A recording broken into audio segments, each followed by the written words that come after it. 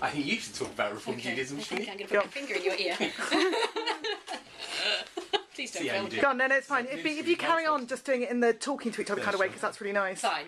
So I thought what was uniquely Reform or Jewish about today, in a way that we love, is that there was no question about inclusivity. There were women completely involved, and with Talitot, there were young people and old people, and the joy of the Reform community is to see that interaction, but with knowledge. So people knew what they were doing. And what I loved is the people that I know that we teach Talmud to, or we teach Torah to, or who have read Torah, when they hold that Sefer Torah, they know what they're doing.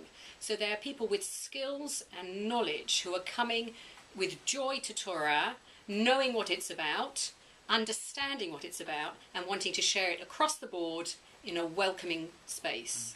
I love that. There was that tradition and change aspect of Reform Judaism was demonstrated in pretty much every single thing that happened today. We march the Sefer Torah under a talid. That is how every community in the world, whatever variety of Judaism they are, welcomes a Sefer Torah. All of our community was welcome to do so, men and women together.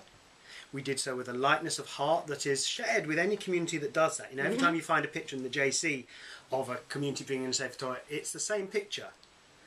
But in our picture, men and women were doing so together, and the women who are holding the Sefer Torah will know that they will be absolute equal participants in reading that Torah in any service, every service. They will never be excluded from it, not in any environment in this synagogue or in any Reform synagogue, thank goodness. There was a wonderful little vignette as we were walking to meet the scroll at the place where the first A-list services took place. And a guy leans out his car window and says to me, "What's going on?" And I said, "We're welcoming a new Sefer Torah." And he says, "Ah, Mazel Tov." And I just thought, there's something about being part of Klal Yisrael, but also just part of the real world. So this wasn't, it's not like this is something which is sort of hidden away or which isn't part of everyone's life. We're very lucky that we're where we are, so we really do connect into everyone's life. It doesn't feel arbitrary. But this is a natural thing for us to do, and I think that's what's really important for me in terms of Reform Judaism.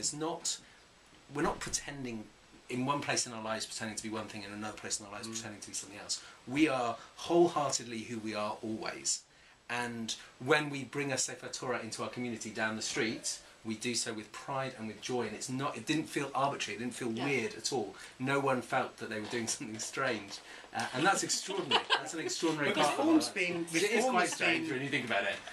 Reform's been kind of working and campaigning for our presence in the whole community, wherever we are, in London, Hampstead Garden Suburb, everywhere. And take us back to the foundation of the synagogue. This synagogue was planned to be open, no gates in front of it. People could walk in and out, and there's that beautiful image from the 1930s of what they hoped this synagogue would look like, which was like an open place with people just walking in and out of it. We kept that going. We've managed to keep that going. We walk through our streets with pride as Jews. That has been a lot of a battle for Jews over this century, over the past couple of centuries, just be openly Jewish, and Reform's led in that battle. Fantastic.